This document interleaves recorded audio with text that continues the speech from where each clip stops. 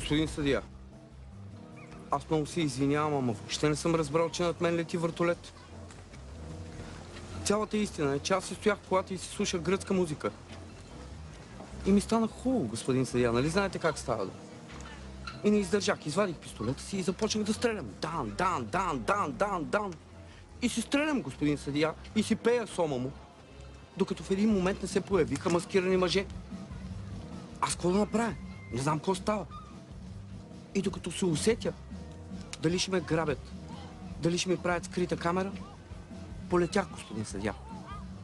И летя, въртя се и летя, въртя се и летя.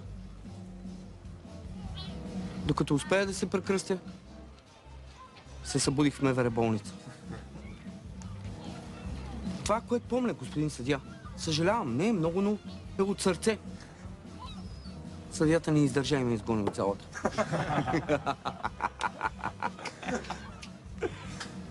Гацов, Росен. Какво става, момчета? Някакъв проблем ли има? Какво става, бе, чичка?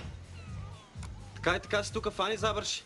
Извинявайте, станала е някаква грешка. Следващата бутилка от заведението. Това е приказка.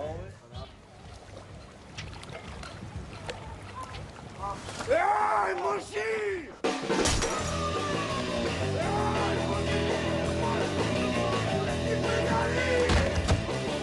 Айде да отидем от пробацията на нашата момче. Чиче. Там се е разляло нещо, да идеш да забършиш. Така ме боли ръката от вчера, братле. Не мога да я свия. Нема да ги биеш, Росене, само стреляш. Ние престъпници ли се родихме, Иво?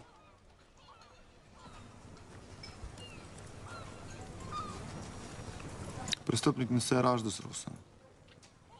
Престъпник умираш. Стана ми патката.